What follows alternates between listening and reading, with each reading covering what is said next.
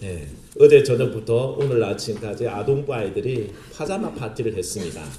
파자마 파티 아시죠?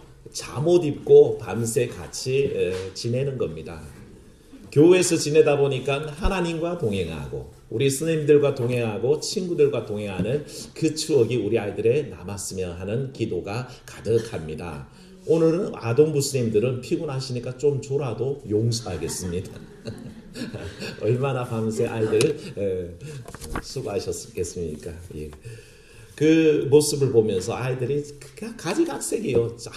저 아이는 평소에 저거 입고 사는구나. 너무 귀여운 옷도 입고 동물 옷도 입고 막 그래요.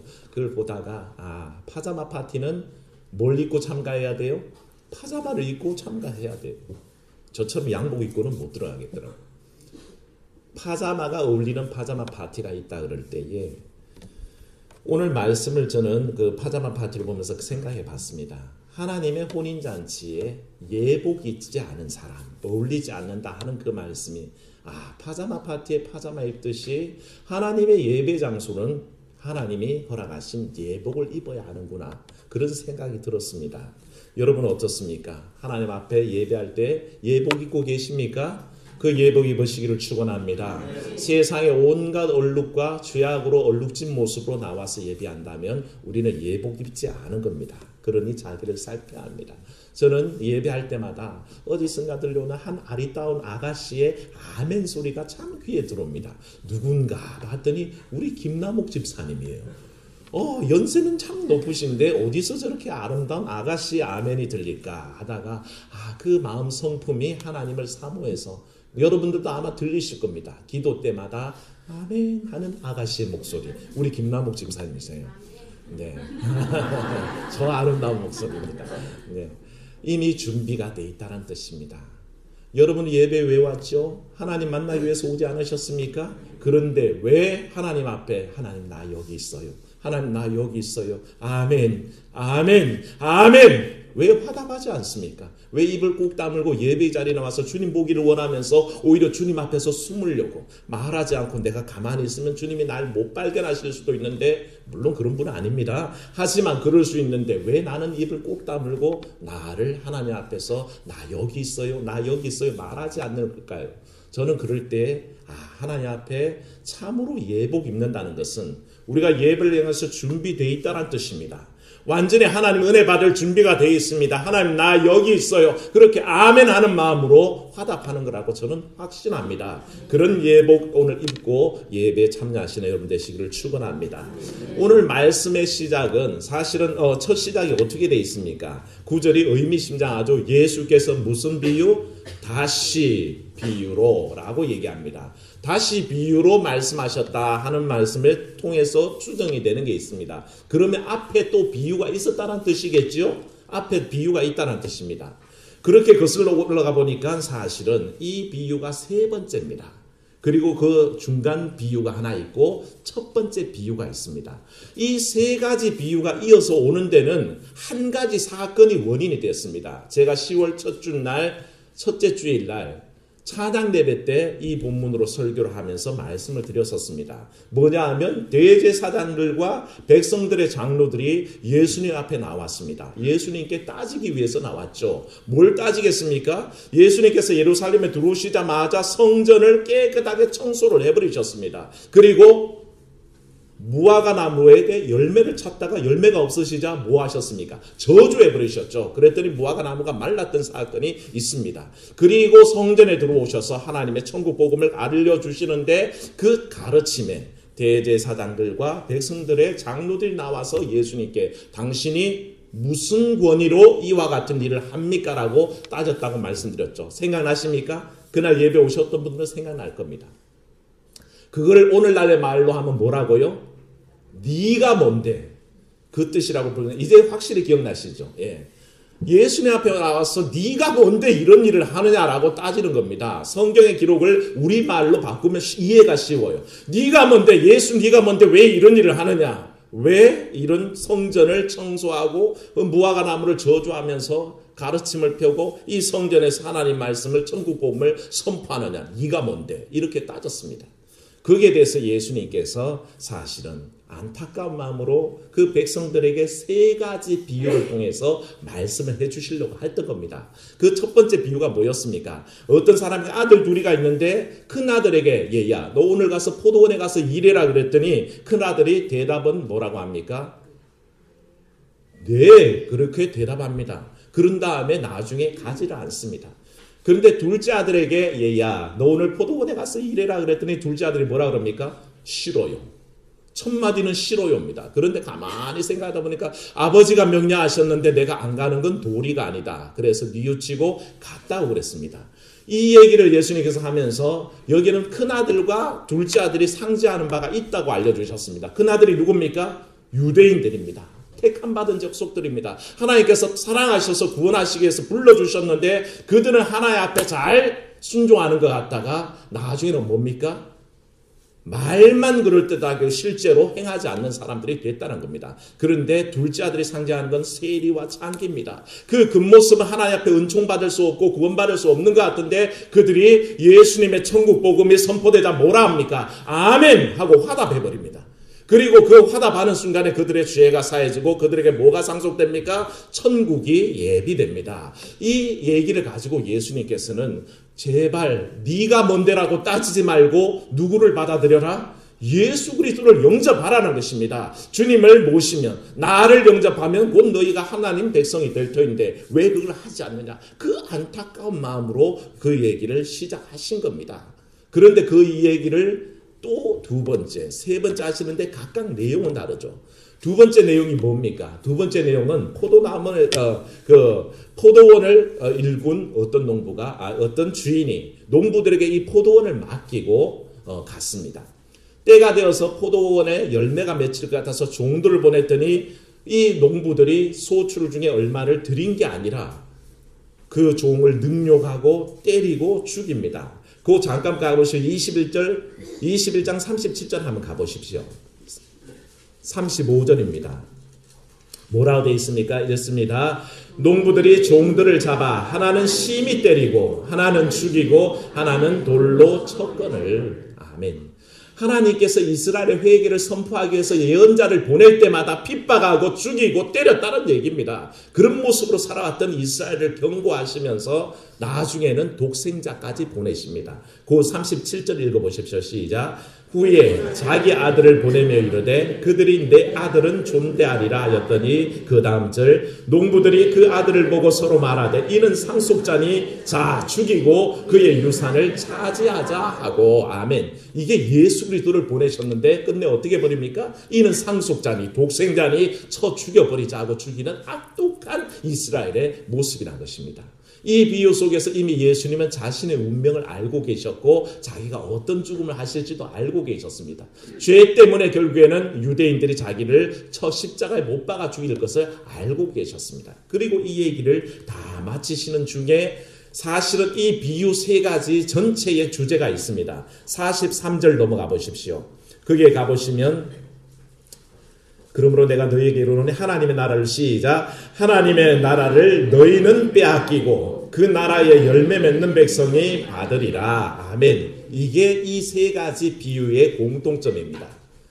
이 원래 택함받은 백성들은 나라를 빼앗기고 택함받은 세리이든 창기이든 이방이든 죄인이든 상관없이 구원을 얻어서 하나님의 나라 백성이 될 거다 하는 이 얘기를 반복해서 얘기하는 중에 오늘이 세 번째 비유라는 것입니다. 그래서 주님께서 이 비유를 말씀하실 때 예수께서 다시 비유로 일러 이르시되 그렇게 얘기하는 겁니다. 여기에 예수님의 마음을 읽어내야 됩니다. 여러분 같은 말을 반복하는 말이 얼마나 그 사람 속에 간절한지를 아십니까?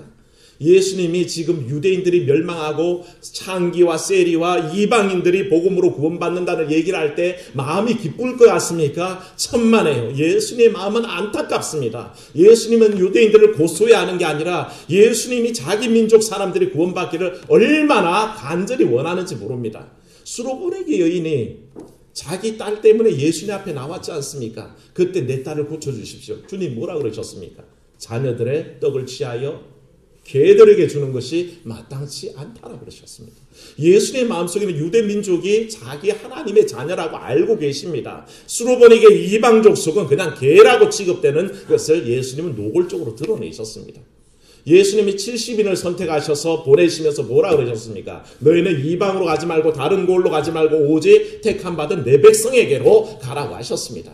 주님은 뚜렷한 의식 속에서 유대인들이 먼저 구원받기를 원하셨다는 것입니다.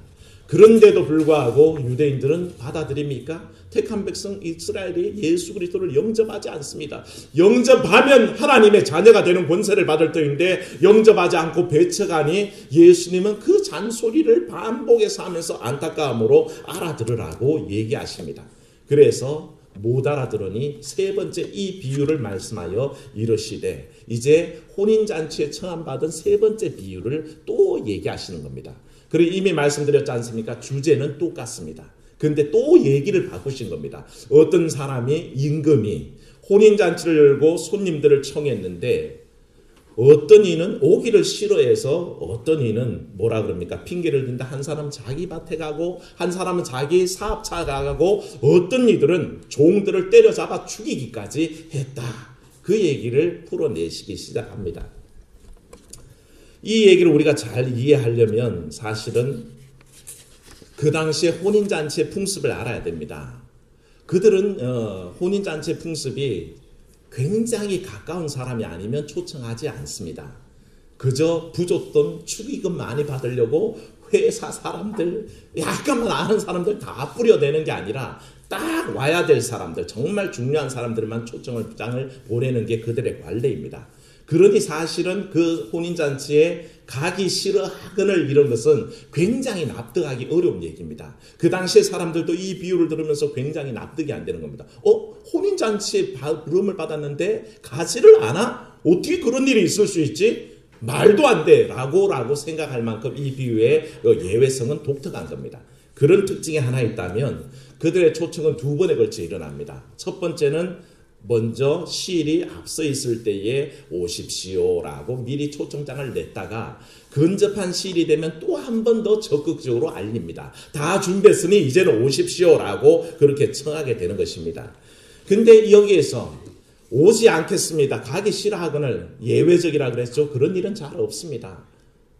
지금 내 동생의 결혼식에 안 가는 셈입니다. 내 아들의 결혼식에 안 가는 셈처럼 그렇게 예외적인 일이 일어났다는 것입니다. 예수는 이 비유를 설명할 때에 그런 마음을 표현하고 계십니다. 유대인들이 하나님의 초청에 응하지 않는 것은 상상도 할 수 없는 일입니다. 그 독생성자 예수 그리스도를 영접하지 않는다는 것은 말도 안 되는 소리입니다. 왜? 그들은 수없는 세월을 메시아를 기다려왔지 않습니까? 소망 가운데 구원하실 주님만 바라보고 있었습니다. 그런 주님이 오셨고 잔치는 열렸고 오라 그러는데 그 예수님을 거절합니다. 싫어한다는 것입니다. 그 모습을 예수님께서 드러내시기 위해 혼인잔치, 그것도 임금이 연 혼인잔치라는 비유를 설정하셨습니다. 여기에 그들의 마음이 어떻게 나타납니까? 오기 싫어하거늘. 오늘 말씀은 분명하게 우리에게 그 심리 상태를 3절 끝부분에 얘기합니다. 청한 사람들을 오라 그랬더니 뭐라고요? 오기 싫어하거늘. 싫어하는 마음을 노골적으로 드러내고 있는 것입니다. 그러면 뭔가가 사단이 생겼다는 뜻입니다. 오지 않을 수 없는 입장에서 혼인잔치를 거절한다는 것은 큰 문제가 생겨 있다는 것을 전제로 할 때에 예수님 여기에 담겨있는 이스라엘 백성들의 마음속에 있는 죄악을 설정하고 있는 겁니다. 뭔가가 틀어졌습니다. 그래서 오지 않는 겁니다. 빛이 어둠 가운데 왔음에 어두움이 자기 죄가 드러나는 것이 싫어서 빛을 거절한다는 요한복음의 고백이 바로 그것입니다. 사람들이 죄 가운데 억눌려 있어서 예수 그리스도 온 것이 싫습니다. 받아들이기도 싫습니다. 그 앞에 드러나는 것도 싫습니다. 더 깊이 더 숨어 들어가는 겁니다. 죄 가운데 음침한 곳으로 자꾸 가라앉아 들어가니 메시아를 거절하게 되는 것입니다. 그 상황을 주님께서 설명하시면서 오기를 싫어하거늘 그렇게 얘기합니다. 그리고 재차 청했을 때는 핑계를 댑니다. 하나는 자기 밭에 가고 하나는 자기 사업하러 가고 심지어 어떤 이들은 종들을 잡아 모욕하고 죽이기까지 했다 그랬는데 사람 여러분, 우리는 흔히 이 비유를 읽으면 밭에 가는 일이 바빠서 오기를 싫어한다고 생각합니다. 사업차 나가야 되기 때문에 오기를 싫어한다고 생각합니다. 그렇다면 똑같은 논리로 종들을 쳐 죽이기 위해서 기회 잡아서 안 온다라고 생각하십니까? 거꾸로라는 것입니다. 그들은 오기 싫어하는 마음이 마음속에 이미 자리 잡고 있고 그 다음에 핑계거리를 찾아내는 것이 바로 나중이라는 것입니다. 밭에 가는 것 오기 싫어서 그렇습니다. 사업하러 가는 것 오기 싫어서 그렇습니다. 결국은 오기 싫어서 그 보낸 종들을 잡아 모욕하고 죽이기까지 하는 것입니다. 모든 핑계가 다 단지 오기 싫어서입니다. 이미 죄악으로 가로막혀 있기에 하나님 뵙기를 싫어하는 겁니다. 하나님 만나기를 싫어합니다. 하나님과 우리 사이에 영원한 담을 만들어 두고 있는 인간의 모습을 보게 됩니다. 그리고 실제 5절에 보십시오. 그들이 나오지 않을 때 뭐라 합니까? 따라합시다. 그들이 돌아보지도 않고 돌아보지도 않았다 그랬습니다. 이거 헬라적 원어의 뜻은 무슨 뜻이냐 하면 관심도 없다는 뜻입니다. 놀라운 일 아닙니까? 이 비유가 지금 예외적으로 우리에게 상상도 할 수 없는 충격을 주는 이유는 어떤 사람이 어떤 백성이 임금이 초청하는데 관심도 없다라고 얘기할 수 있습니까? 근데 이 예외성을 이 혼인잔치의 비유는 갖고 있고요. 그래서 여기서 이 설명을 하시면서 사람들이 느끼는 미쳤구나. 드디어 미친 사람들이 임금의 초청에 오지 않는구나. 이렇게 생각할 수 있고요. 또 하나는 임금이란 존재가 어떤 존재인지를 망각했다는 뜻입니다. 여기에 숨어있는 얘기를 가지고 우리가 얘기하자면 우리 인생들이 하나님에 대해서 미쳤거나 하나님이 어떤 분이신지를 모른다는 뜻입니다. 하나님께서 부르셨는데 그 부르심에 대해서 응답하지 않는 삶이 얼마나 비참한지 모르는 미친 사람들이거나 아니면 하나님께서 내 삶에 어떤 영향력을 갖고 계신지 시인하지 않는 사람들이란 뜻입니다. 결국 그 결과가 어떻게 됐습니까? 이스라엘 사람들은 철저하게 보낸 사람의 모습은 받은 사람의 모습은 보낸 사람의 모습입니다. 대변인입니다. 이 혼인잔치를 청함을 갔던 종들은 사실은 누구를 대신한 겁니까? 임금을 대신해서 나아간 것입니다. 근데 그들을 잡아서 모욕하고 때렸다는 말은 누구를 때렸다는 말입니까? 임금을 때리고 모욕했다는 뜻입니다. 다시 말하면 예수 그리스도를 향하여 청할 때에 그들을 능욕하고 모욕하는 것은 그 초청한 하나님을 모욕하고 하나님을 욕되게 하고 하나님을 무시한다는 뜻입니다. 그러니 그때 어떻게 됩니까? 임금이 화낼만 하죠. 임금이 화가 나서 그 동네를 불살라 버립니다. 인생들이 착각한 게 뭔지 아십니까? 하나님의 손에는 그런 권능이 있습니다. 하나님을 영접하지 않고 받아들이지 않을 때에 지금은 두고 보시는 것 같지만 마지막 순간에 어떻게 하십니까? 영원한 불에 넣는 권세가 있는 분인 것을 아시기를 축원합니다. 깨달아야 합니다. 하나님은 그런 분입니다.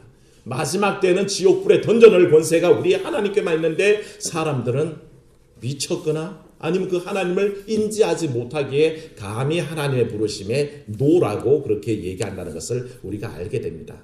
이 얘기를 염두에 두고 한번 생각해 봅시다. 인생이 추구하는 게 뭡니까? 여러분 행복을 원하십니까? 평안을 원하십니까? 기쁨을 원하십니까? 인지상정입니다. 누구나 그렇습니다.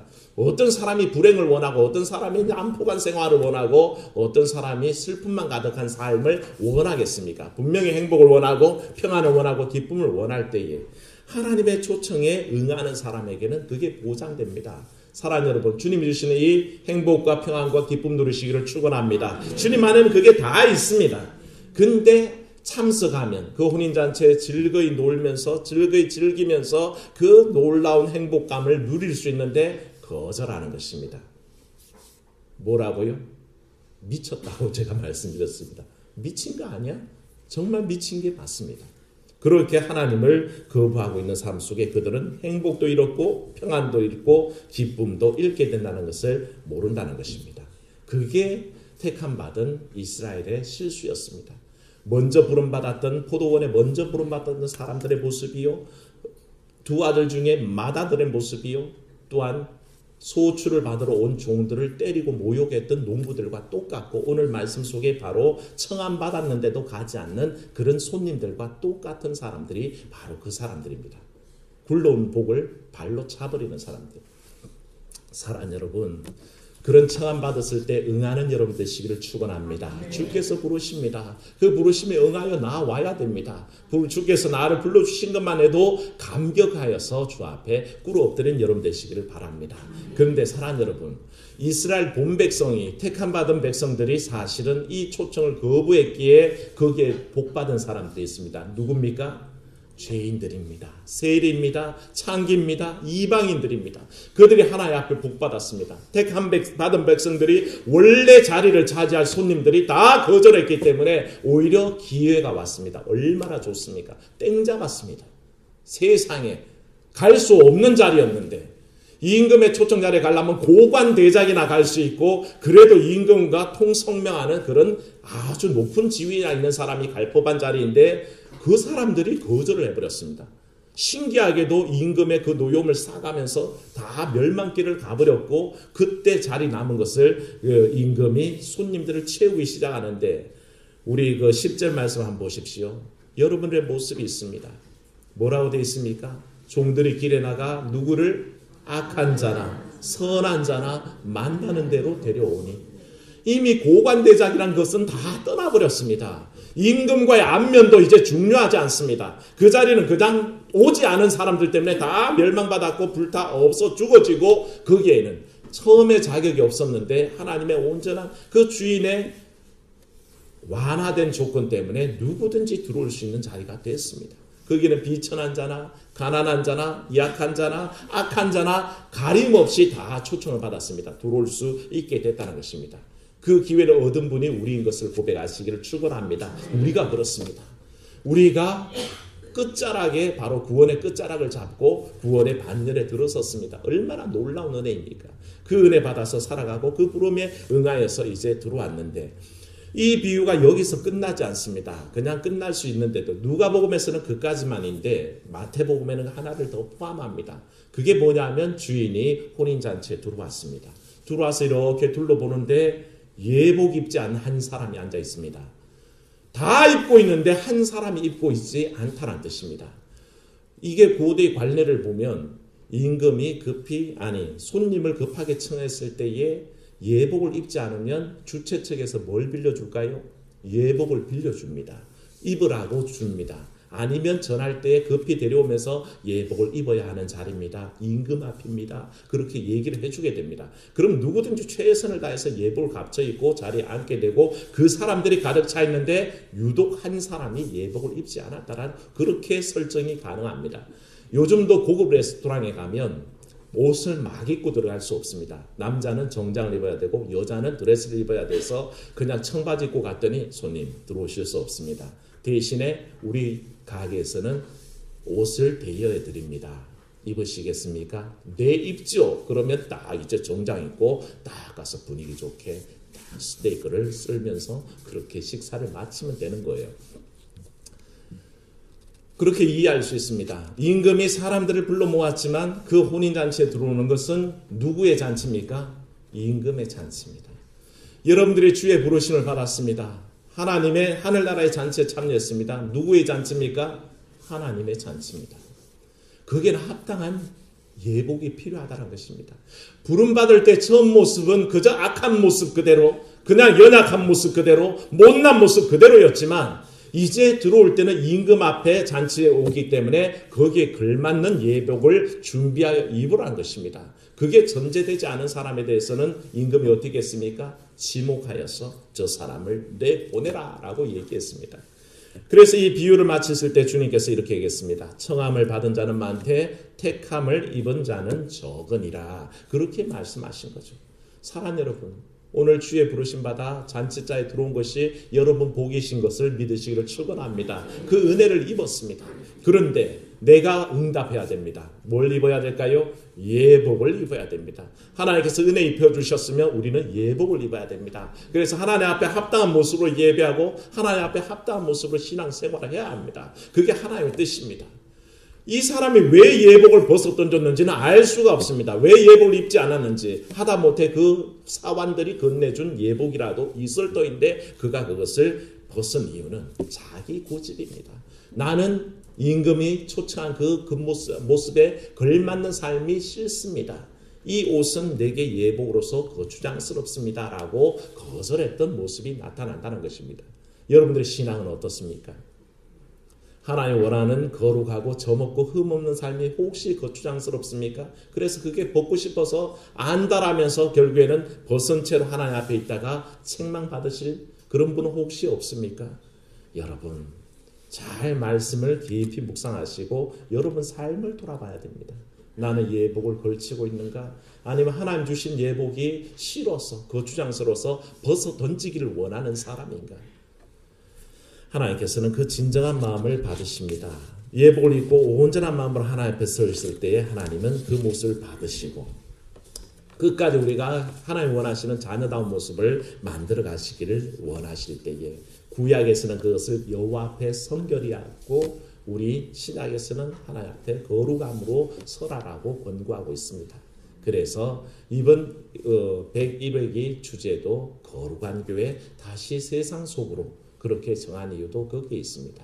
우리가 거룩한 모습으로 하나님 앞에 서는 것, 그래서 다시 거룩한 모습으로 세상 속으로 나아가는 것, 그 귀한 결단이 오늘도 있으시기를 주의 이름으로 축원합니다. 은혜로우신 아버지, 우리가 은혜 받아서 본 백성이 거절한 자리에 이방인으로서 구원의 반열에 선 것을 고백하고 감사합니다.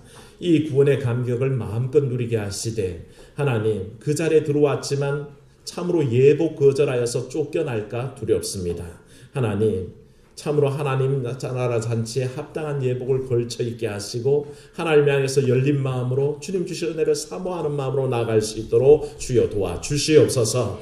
철저하게 예배 아멘으로 화답하게 하시고 주의 말씀 떨어질 때 아멘하게 하시고 주께서 우리에게 명하실 때에 아멘하게 하여 주시옵소서. 그래야 그 순종하는 마음이 우리의 예복되게 하시고 하나님의 뜻을 시행하는 마음이 예복되게 하시고 주의 뜻을 받들어서 온 열심을 다하여 일하는 것이 우리 삶의 예복이 되도록 축복하여 주시옵소서. 우리 사랑하는 현족교우들 참으로 아버지 하나님 부름받은 그 부름에 합당하게 응답하게 하시고 아버지 하나님 그 불러주신 자리에서 온전히 예복 갖춰 있고 준비된 모습으로 아버지 하나님 예배하며 하나님 섬길 수 있도록 도와주시옵소서. 이 중에 아무런 아버지 하나님 천국의 탈락자도 없게 하시고 온전한 모습으로 상급받는 모습으로 나아가도록 주여 인도하여 주시옵소서. 주 예수님 이름으로 기도하옵나이다. 아멘.